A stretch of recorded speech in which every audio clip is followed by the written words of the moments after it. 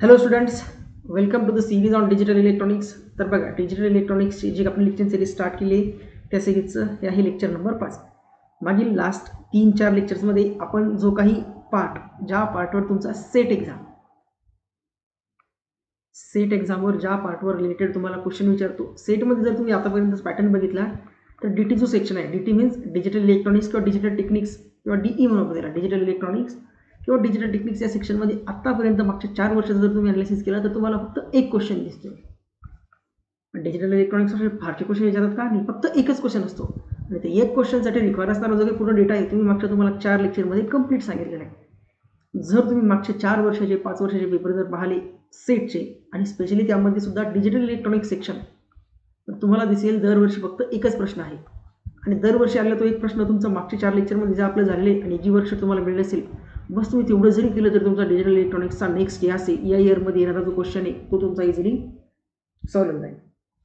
फक्त तुम्हाला एवढं करावं लागेल की त्या व्यतिरिक्त वर्कशीटच्या व्यतिरिक्त आणखी जर तुम्हाला कुठे ऑप्शन्स अवेलेबल असतील त्यासारखे, त्याची प्रॅक्टिस करा. बस त्या व्यतिरिक्त तुम्हाला जास्त काही फार करण्याची गरज नाही. आता लेक्चर 5 आणि लेक्चर 6 मध्ये असणारा जो काही आपण कंटेंट घेणार तो तुम्ही अभ्यास केला नाही केला काही हरकत नाही. एक्स्ट्रा नॉलेजसाठी जर तुम्ही वाचून ठेवला किंवा तुमच्या नोटबुकमध्ये नोट करून ठेवला तर खूपच चांगलं, अदरवाईज काही हरकत नाही. या पार्टवर तुम्हाला क्वेश्चन विचारायचा खूप रेअर चान्स आहे. जे लेक्चर 5 आणि 6 या 2 लेक्चरमध्ये आपण डिस्कस करणार आहोत त्यावर तुम्हाला क्वेश्चन विचारण्याचा रेअर चान्स आहे. त्यावर तुम्हाला कंपल्सरी क्वेश्चन असेल असं गरजेचं नाही, पण मागच्या 4 लेक्चरमध्ये झालं त्या पार्टवरून तुमचा एक्झामचा क्वेश्चन हा सॉल्व्ह होईल. चला तर बघूया आपण या लेक्चरमध्ये काय बघायचं आपल्याला. यामध्ये आपण बघूया टॉपिक कॉम्बिनेशनल सर्किट. काय आहे टॉपिक? Combinational circuit. आता जसं की नाव दिसतं काय याचं, काय कॉम्बिनेशन. कॉम्बिनेशनल म्हणजे काय असेल तर कॉम्बिनेशनल मीन्स कॉम्बिनेशन. कॉम्बिनेशन म्हणजे सरळ सरळ मीन काय कॉम्बिनेशन म्हणजे ज्यामध्ये सरळ सरळ काय काय असतील तर 2 ऑर मोर लॉजिक गेट असे इलेक्ट्रॉनिक सर्किट, ज्या इलेक्ट्रॉनिक सर्किटमध्ये 2 किंवा 2 पेक्षा जास्त इलेक्ट्रॉनिक्स किंवा 2 किंवा 2 पेक्षा जास्त लॉजिक गेट्स असतील त्यांना म्हणायचं कॉम्बिनेशनल सर्किट्स. कॉम्बिनेशनल म्हणजे काय? कॉम्बिनेशन कशाला म्हणतो आपण? ज्यामध्ये 2 किंवा 2 पेक्षा जास्त गोष्टी असतात त्याला म्हणतो कॉम्बिनेशन. मग जर का ह्या सर्किटमध्ये 2 किंवा 2 पेक्षा जास्त कोणत्या गोष्टी असतील तर 2 ऑर मोर लॉजिक गेट जर का असतील तर त्याला म्हणायचं कॉम्बिनेशनल सर्किट. मग आपण काय करू, कॉम्बिनेशनल सर्किटबद्दलचे काही पॉईंट्स लिहून घेऊ आणि कोणते कॉम्बिनेशनल सर्किट एक्झाममध्ये प्रिपेअर करू शकतो तुम्हाला विचारण्यासाठी आपण ते बघू. बघा, त्यामध्ये पहिला पॉईंट लिहायचा आहे की कॉम्बिनेशनल सर्किट म्हणजे काय? तर combinational circuit are the combination of basic logic gates. Combinational circuit are the combination of basic logic gate. Combinational circuit म्हणजे काय? तर कॉम्बिनेशनल सर्किट हा कॉम्बिनेशन आहे बेसिक लॉजिक गेट्सचं. कॉम्बिनेशनल सर्किटला कोणत्याच प्रकारचा फीडबॅकची आपल्याला गरज नसते. कॉम्बिनेशनल सर्किटला फीडबॅकची गरज आहे का? नाही. No feedback. FB stands for feedback. म्हटलं तर ब्रॅकेटमध्ये लिहून देतो मी. No feedback is required for combinational circuit. Required for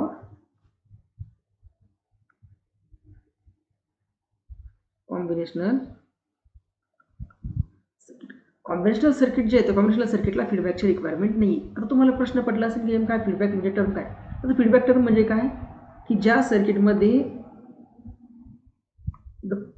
असे सर्किट की आपण त्याला काय म्हणू शकतो, those circuit in which sum of the part of output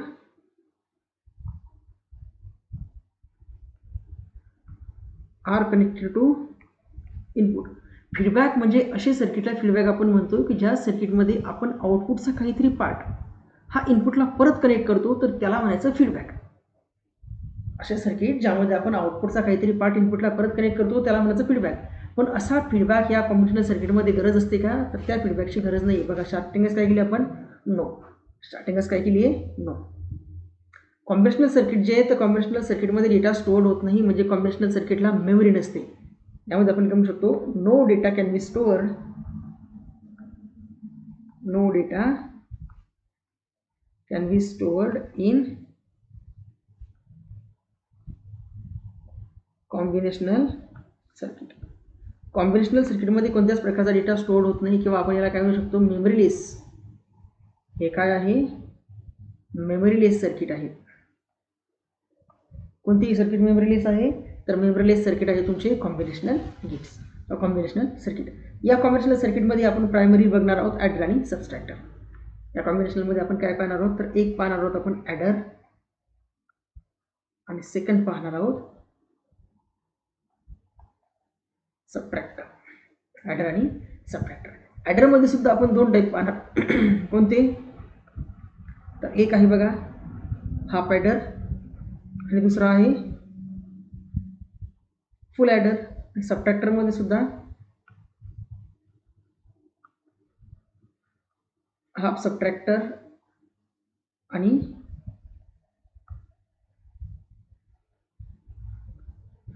full subtractor. Half subtractor आणि फुल सबट्रॅक्टर. आता तुम्हाला माहिती ॲडर म्हणजे काय, सरळ सरळ सांगू शकतो मी. ॲडर मीन्स असं सर्किट जे सर्किट काय करतं, नंबरची ॲडिशन करतं.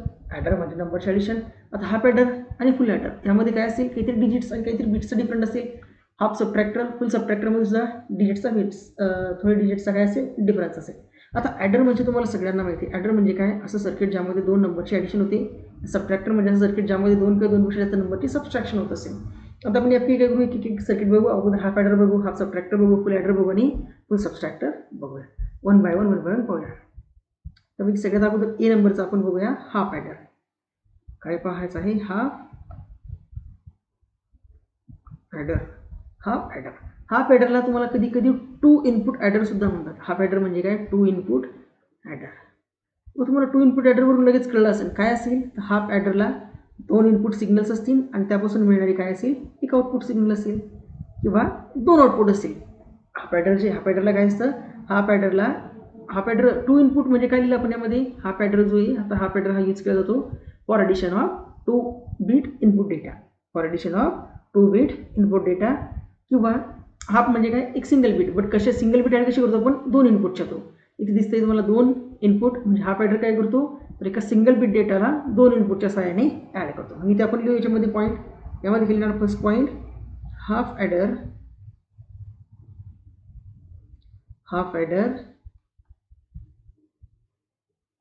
is used to add one bit data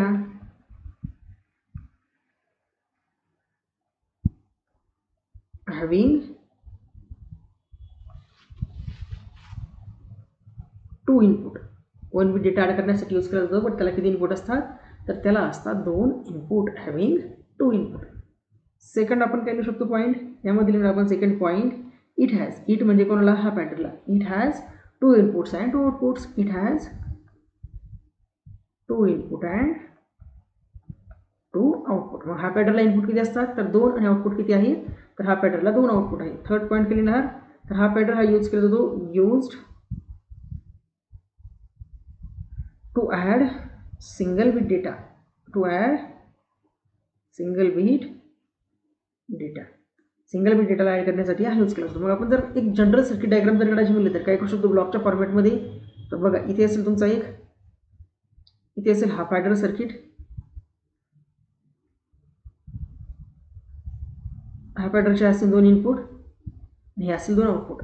हे असेल इनपुट ए, हे असेल इनपुट बी, हे असेल आउटपुट Y0 ज्याला आपण म्हणतो सम आउटपुट, आणि दुसरी असते आउटपुट Y0 ज्याला आपण म्हणतो कॅरी आउटपुट. तर सम आणि कॅरी याचा मिनिंग काय, तर याला आपण समजून घेऊया ट्रूथ टेबलनुसार. कशा फॉर्मॅटनुसार, ट्रूथ टेबल. तर बघा आपण इनपुट किती आहे, तर ए आणि बी आहे दोन इनपुट. इथे Y, S means Y sum आणि S L Y, carry means Y C, Y sum आणि वाय कॅरी. तर बघा आता आपल्याला माहिती आहे जर का दोन इनपुट असतील तर दोन इनपुटचे कॉम्बिनेशन काय करू शकतात, तर दोन इनपुटमध्ये एक तर दोन्ही इनपुट 0 0 असू शकतात. ही 0 ही 1 असेल, ही 1 ही 0 असेल, किंवा दोन्ही 1 1 असतील, दोन्ही 1 1 असतील. याच्यामध्ये नावामध्ये दिसतंय काय की हा आहे ॲडर, नावामध्येच काय दिलेलं याच्या ॲडर. आता सगळ्यांना माहिती आहे दोन 0 नंबर जर ॲड केले तर तुम्हाला काय मिळणार, दोन 0 नंबरचे सम 0. मग इथे कॅरी वगैरे आला का, नाही, कॅरी पण काय 0. आता 0 आणि 1ची जर ॲडिशन केली, आपण अगोदरच अँड ऑपरेशन बघितलेले 0 अँड 1, 0 आणि 1ची जर ॲडिशन केली तर काय मिळेल तुम्हाला, मिळेल 0 आणि 1ची ॲडिशन ती मिळते 1, आणि ते कॅरी मिळाला का, तर इथे कॅरी मिळतो 0, कारण 0 आणि 1ची ॲडिशन 1 मिळेल, कॅरी मिळायची गरज आहे का, नाही. परत 1 आणि 0ची ॲडिशन ही सुद्धा मिळेल तुम्हाला 1, कॅरी मिळेल का इथे, नाही, कॅरी पण मिळेल 0. पण ज्यावेळेस आपण 1 आणि 1 ह्या दोन नंबरची ॲडिशन करतो तर आपल्याला मिळते सम 0, आणि सम जर 0 दोन नंबर 1 आणि 1 दोन जर नंबर ॲड केले तर सम मिळणार 0, आणि या केसमध्ये कॅरी तुम्हाला मिळतोय 1. या केसमध्ये कॅरी काय मिळतो 1. म्हणजे हा पॅडर हे असं सर्किट आहे ज्या सर्किटमध्ये असणाऱ्या दोन इनपुट जर का आपण ॲड केल्या तर त्याच्या करस्पॉन्डिंग आउटपुट तुम्हाला अशी मिळेल, आणि त्याच्या करस्पॉन्डिंग कॅरी सिग्नल ही या पद्धतीने मिळेल. मग हे जो आहे हा काय आहे तुमचा, तर हा आहे तुमचा ॲडर जो आहे, हा पॅडर सर्किटचा ट्रूथ टेबल. हा काय आहे, ट्रूथ टेबल ऑफ हा पॅटर्न. आतापर्यंत एक्झाममध्ये विचारलं नाही, पण कधी काळ सांगता येत नाही, नेक्स्ट इयरला हा पॅटर्नवर तुम्हाला प्रश्न जर का विचारला तर तुम्हाला हा पॅटर्नचा ट्रूथ टेबल माहिती असणं मस्ट आहे. तर तुम्ही हा ट्रूथ टेबल काय करायचं आहे, लक्षात ठेवायचा आहे. कोणाचा आहे तो ट्रूथ टेबल, तर तो ट्रूथ टेबल आहे हा पॅटर्नचा. हा पॅटर्न म्हणजे दोन इनपुट असतात, दोन आउटपुट असतात. मग जर का आपल्याला काय करायचं असेल, हा पॅटर्न किंवा हा सबस्ट्रॅक्टरच्या कॅरी आणि समजा जर का आउटपुट लिहायचे असेल तर आपण करू शकतो. बघा, लक्षात ठेवायचं इक्वेशन काय, तर आउटपुट वाय आउटपुट जे आउटपुट कोणते असेल, सम. तर सम आउटपुट ऑफ हा पॅडर ती आपण रिप्रेझेंट करत असतो ए एक्सॉर बी, ज्यालाच आपण कसं लिहू शकतो असतो ए bar B plus A B bar, A bar B plus A B बार. मग तुम्ही जर का या ए आणि बी इनपुटवाल्याला जर का ऑर ऑपरेशन जर अप्लाय केलं तर तुम्हाला दिसेल हा जो आहे तर ही आउटपुट कोणत्या गेटची आहे, तर ही आउटपुट आहे एक्सॉर गेटची. ही आउटपुट कोणत्या गेटची, एक्सॉर गेटची. आणि असं कोणतं गेट आहे की ज्या गेटमध्ये दोन इनपुट 1 असेल तेव्हा आउटपुट 1 मिळते, तर तो असतो तुमचा अँड गेट. म्हणजे कॅरी आउटपुट कशाला करस्पॉन्डिंग आहे, तर कॅरी आउटपुट करस्पॉन्डिंग आहे तुमची अँड गेटच्या, जी आपण लिहित असतो सिम्पली ए बी.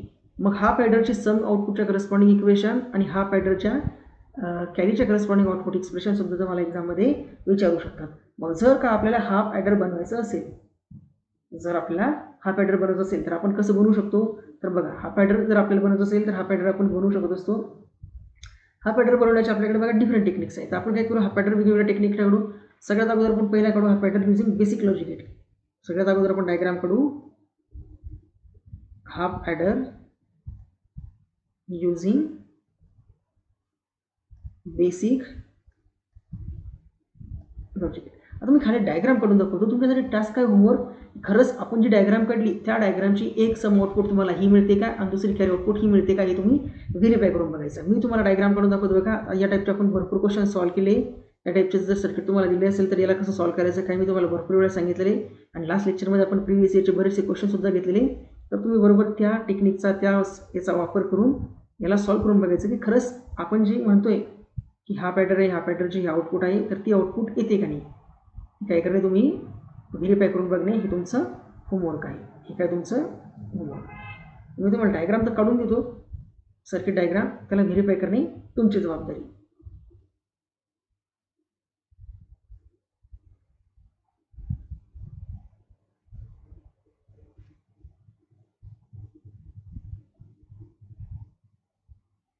आणि परत हा आहे बघा, इथून जॉईंट इथे, आणि हा इथून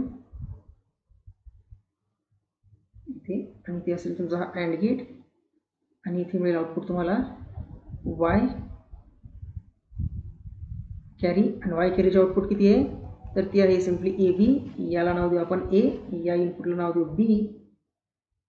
इथे काय मिळेल मग तुम्हाला, इथे मिळेल ए बार, इथे मिळेल बी. ही आउटपुट काय मिळेल, तर ही मिळेल तुम्हाला ए बार बी. हा इथे मिळेल बी बार, हा इथे मिळेल ए, आणि हा इथला मिळेल बी बार ए. ए बार बी आणि बी बार ए जर ॲड झाले तर तुम्हाला इथे मिळेल Y sum is equal to A bar B plus A B bar. ही इकडे मिळेल तुम्हाला इथे बी, ही इथे मिळेल ए, आणि अँड गेटचे आउटपुट काय मिळेल, simply Y is equal to A into B. तर हे झालं तुमची हाफ ॲडरची circuit diagram using basic logic gate.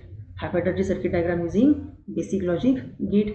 त्यानंतर त्याच हाफ ॲडरची सर्किट डायग्राम, याच हाफ ॲडरची circuit diagram using arithmetic gate, half adder using arithmetic gate. Arithmetic गेटचा यूज करून आपण हाफ ॲडर कसा काढणार, तर बघा एकदम सोपा आहे. हा कोणता अरिथमॅटिक गेट आहे, तर सर्वांना माहिती हा कोणता गेट आहे, तर हा आहे एक्सॉर गेट. जर ही इनपुट असेल ए, ही इनपुट असेल बी, तर इथे आउटपुट काय मिळतं तुम्हाला, तर इथे आउटपुट मिळते तुम्हाला Y is equal to A XOR B, ज्यालाच आपण लिहित असतो ए bar B plus A B बार. म्हणजे ही कोणाची आउटपुट झाली, तर हा पॅटर्नच्या ॲडिशनची. आणि इथे काय मिळेल तुम्हाला, हा मिळेल बी, इथे मिळेल अँड गेट, आणि इथे मिळेल तुम्हाला Y is equal to A into B. ही झाली कॅरीची आउटपुट आणि ही झाली समची आउटपुट. ही कोणती आउटपुट झाली, ही झाली तुमची आउटपुट वाय सम, आणि ही आउटपुट झाली वाय कॅरी, वाय सम आणि वाय कॅरी. तर अशा पद्धतीने तुम्हाला हा पॅटर्न हा सबस्ट्रॅक्टरवर बेस्ड, जर का हा पॅटर्नच्या डायग्राम विचारला तर हा पॅटर्नच्या डायग्राम तुम्ही या वेगवेगळ्या कॉम्बिनेशननुसार काढू शकता. आणखीन एक की पॉईंट आहे महत्त्वाचा, तो तुम्ही लक्षात ठेवायचा आहे. इथे 3 नंबर लिहून तुम्ही इथे मिनिमम नंबर ऑफ नॅन्ड काय, minimum number of NAND oblique NOR gate, minimum number of NAND oblique NOR gate required for half adder are 5. खूप महत्त्वाचं आहे की हाफ ॲडर सर्किट जर तुम्हाला बनवायचं असेल तर तुम्हाला नॅन्ड किंवा नॉरचे कमीत कमी किती गेट लागतील, तर तुम्हाला हाफ ॲडर बनवायचं असेल तर मिनिमम नंबर ऑफ नॅन्ड किंवा नॉर गेट जे लागतील तर ते लागतील तुम्हाला 5.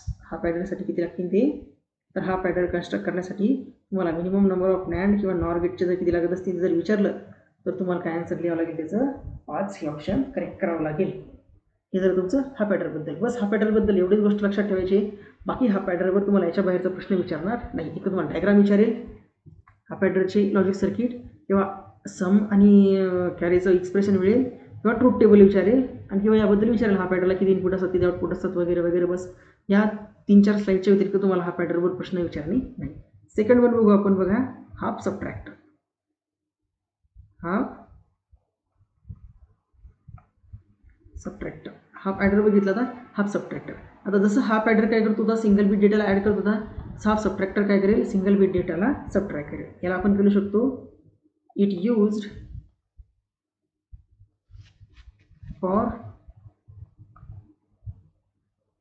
subtraction of single bit data. Single bit डेटाच्या सबट्रॅक्शनसाठी यूज केलं जातं. याला सुद्धा काय असतात, it has 2 input and 2 output. It has 2 input and 2 output. याला सुद्धा काय 2 इनपुट आणि 2 आउटपुट आहे. म्हणजे याचं जर का आपण एक जनरल ब्लॉक डायग्राम जर काढायची म्हणले तर काय लिहू शकतो, हे असतील 2 इनपुट, इथे असेल सर्किट, हाफ सबट्रॅक्टर, आणि इकडे मिळेल तुम्हाला 2 आउटपुट. या इनपुटला म्हणून आपण ए, या इनपुटला म्हणून बी.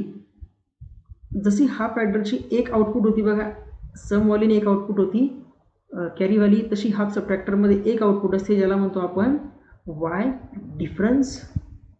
म्हणजे असते 2 नंबरची डिफरन्स आउटपुट, आणि सेकंड असते वाय बॉरो. वाय डिफरन्स आणि वाय बॉरो. जशी हाफ ॲडरमध्ये एक असते वाय सम आणि वाय कॅरी, हाफ सबट्रॅक्टरमध्ये असते वाय डिफरन्स आणि वाय वाय डिफरन्स आणि वाय बॉरो आउटपुट. म्हणजे जर ट्रूथ टेबल आपण काढला हाफ सबट्रॅक्टरचा, जर का ट्रूथ टेबल काढला तर आपल्याला काय मिळेल, ट्रूथ टेबल बघा, ए आणि बी 2 इनपुट सिग्नल, एक आउटपुट मिळेल तुम्हाला वाय डिफरन्स, दुसरे आउटपुट मिळेल वाय बॉरो. आता ए आणि बी इनपुटचं कॉम्बिनेशन काय करू शकतं, एक तर शकतं 0-0, अदरवाईज 0-1, अदरवाईज 1-0, अदरवाईज 1-1. या 4च्या व्यतिरिक्त कॉम्बिनेशन पॉसिबल आहे का, तर नाही, या 4च्या व्यतिरिक्त कॉम्बिनेशन पॉसिबल नाही. मग आता बघा 0 आणि 0 2 नंबरमध्ये डिफरन्स आहे का, नाही, 2 नंबरमध्ये डिफरन्स नाही, म्हणून दोन्हीमधला डिफरन्स काय 0. आता 0 आणि 1 मध्ये डिफरन्स आहे का? 0 आणि 1 मध्ये डिफरन्स किती आहे? 1 नंबरचा. 1 आणि 0 मध्ये डिफरन्स 1 नंबरचा. पण इथे तुम्हाला माहिती की ए मधून म्हणजे 0 मधून जर 1 सबट्रॅक्ट केला तर 0 मधून 1 सबट्रॅक्ट होतो का? नाही. 0 मधून 1 सबट्रॅक्ट होत नाही, म्हणून 0 मधून जर 1 सबट्रॅक्ट करायचं असेल तर आपल्याला एक बॉरो घ्यावा लागेल. जसं आपण 1 आणि 1 च्या ॲडिशनमध्ये कॅरी घेतला तसा 0 मधून 1 सबट्रॅक्ट होत नाही, म्हणून आपल्याला काय करावं लागेल? एक बॉरो घ्यावं लागेल. 0 मधून 0 सबट्रॅक्ट होतो म्हणून बॉरो घेण्याची गरज नाही. इथे 1 मधून 0 सबट्रॅक्ट होतो आणि दोन्हीमधला डिफरन्स 1 आहे, सो डिफरन्स आउटपुट 1. आणि 1 मधून 0 सबट्रॅक्ट होतो, बॉरो घेण्याची गरज आहे का? तर बॉरो घेण्याची गरज नाही. 1 आणि 1 मध्ये डिफरन्स नाही आहे आणि 1 मधून 1 सबट्रॅक्ट होतो, त्यामुळे बॉरो घेण्याची गरज नाही. बॉरो घेण्याची गरज नाही. म्हणजे ही जी असेल ही काय असेल? तुमची वाय डिफरन्स आउटपुट आहे हाफ ॲडरची, आणि ही आहे तुमची वाय बॉरो आउटपुट हाफ ॲडरची, सॉरी हाफ सबट्रॅक्टरची. मग तुम्हाला दिसत असेल की हा जो ब्लॉक आहे वाय डिफरन्स आणि वाय सम, तर दोन्हीची आउटपुटवाला टेबल एकसारखाच आहे. म्हणजेच याला आपण घेऊ शकतो, मी म्हटलं तिथे लिहू शकू शकता, हा काय आहे? Truth table of half subtractor. Truth table of half subtractor. मग तुम्ही इथे लिहू शकता की वाय डिफरन्स जी आहे, वाय डिफरन्स आउटपुट तुम्हाला काय मिळते? तर वाय डिफरन्स आउटपुट मिळते ए bar B plus A B बार, म्हणजेच त्याला आपण लिहू शकतो ए एक्सॉर बी, आणि वाय बॉरो ही मिळेल तुम्हाला ए बार बी. म्हणजे तुम्हाला वाय डिफरन्स आणि वाय सम हा पॅटर्नची ॲडिशन आणि हा पॅटर्नची डिफरन्सची जी काही आउटपुट आहे ती तुम्हाला सरळ सरळ काय दिसते? एकसारखीच दिसते. मग तुम्ही यावरून म्हटलं की पॉईंट लिहू शकता की काय? The logic expression for addition म्हणजे वाय सम अँड सबट्रॅक्शन म्हणजेच Y difference of half adder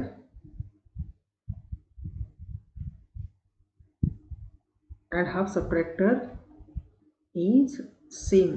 म्हणजे ही जी लॉजिक एक्सप्रेशन आहे तर हाफ ॲडरच्या सम आउटपुटच्या करस्पॉन्डिंग आणि हाफ सबट्रॅक्टरच्या डिफरन्स आउटपुटच्या करस्पॉन्डिंग एकसारखंच आहे. दोन्हीमध्ये चेंज काय आहे? तर त्यामध्ये कॅरी असतो, त्याचं एक्सप्रेशन वेगळं, इथे बॉरोचं एक्सप्रेशन वेगळं आहे. कॅरीचं एक्सप्रेशन वेगळं आणि बॉरोचं एक्सप्रेशन वेगळं. मग तुम्हाला एक्झाममध्ये ही विचारू शकता की हाफ ॲडर जो आहे, जसं हाफ ॲडरच्या 2 डायग्राम काढल्या तसं हाफ सबट्रॅक्टरच्या लॉजिक डायग्राम सांगा. तर हाफ सबट्रॅक्टरच्या आपण लॉजिक सर्किट डायग्राम काढूया. बघा, सगळ्यात पहिलं आपण काढू half subtractor using basic logic gate. सगळ्यात पहिले काय करू? हाफ सबट्रॅक्टर कॅल्क्युलेट करू, किंवा कॅल्क्युलेट करू म्हटल्यापेक्षा हाफ सबट्रॅक्टर प्लॉट करू using basic logic gate. Half subtractor using basic logic gate. बघा तो कसं काढतो मी.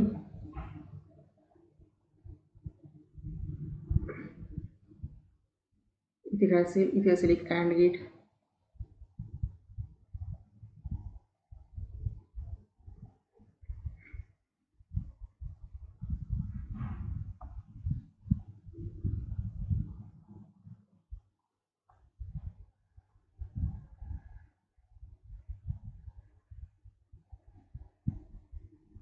इथे असेल हा दुसरा अँड गेट,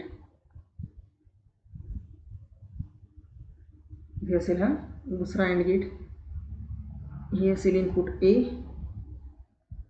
हे असेल इनपुट बी. मग इथे जर ए आहे तर हा कॉम्प्लिमेंट गेटचं काय मिळेल? हा मिळेल ए बार, हा सरळ बी, हा इथे येऊन हा बनेल बी बार, आणि हा इकडेचा येऊन ए. इथे आउटपुट मिळेल तुम्हाला ए बार बी. तिथे कशाचे आउटपुट आहे? तरी आहे तुमचे आउटपुट वाय बॉरो. याला इकडे ॲड करायचं आणि इथे मिळेल तुम्हाला आउटपुट. इथे काय मिळेल? बी बार ए, हा मिळेल तुम्हाला इथे ए बी बार, आणि इथे आउटपुट मिळेल ए bar B plus A B बार, आणि यालाच तुम्ही लिहू शकता ए एक्सॉर बी, आणि ही असेल आउटपुट तुमची वाय डिफरन्स, आणि ही असेल आउटपुट वाय बॉरो.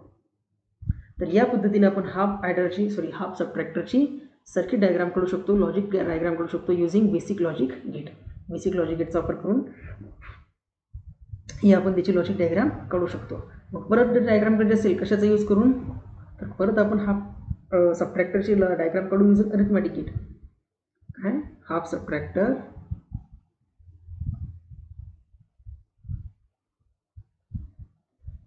using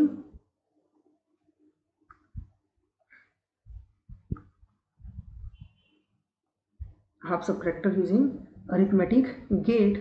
तर ते आहे बघा,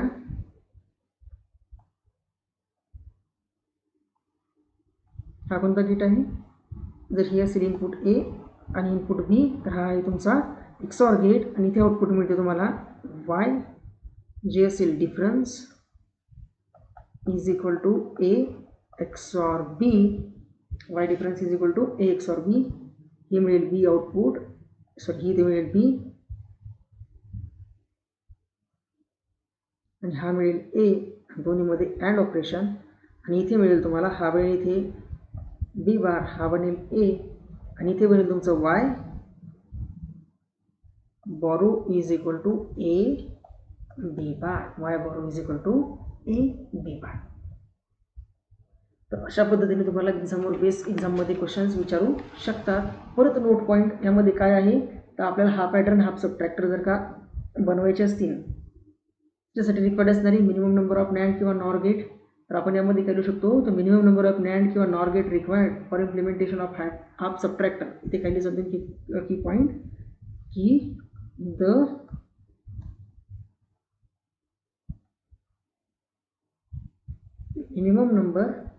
minimum number of NAND oblique NOR gate required to implement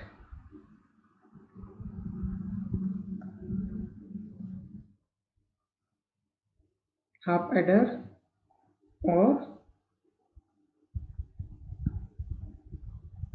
half subtractor are 5. Half adder किंवा हाफ सबट्रॅक्टरसाठी रिक्वायर्ड असणारे नंबर ऑफ नॅन्ड किंवा नॉर गेट किती आहे इम्प्लिमेंट करण्यासाठी, किंवा लॉजिक सर्किट डायग्राम जर का आपल्याला काढायची असेल हाफ ॲडर किंवा हाफ ॲडर किंवा हाफ सबट्रॅक्टरची by using NAND or NOR gate, तर ते असतात 5. म्हणजे कमीत कमी 5 नॅन्ड गेट किंवा कमीत कमी 5 नॉर गेट रिक्वायर्ड असतात, ज्यापासून आपण हाफ ॲडर किंवा हाफ सबट्रॅक्टर हा बनवू शकतो. त्यानंतर आणखीन काय आहे, तर minimum 2 input and 2 output are required to implement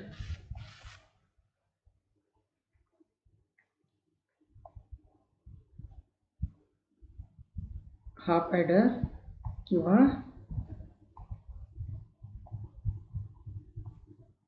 half adder किंवा हाफ सबट्रॅक्टर जर इम्प्लिमेंट करत असेल तर कमीत कमी 2 इनपुट आणि कमीत कमी 2 आउटपुट आपल्याला रिक्वायर्ड असतील.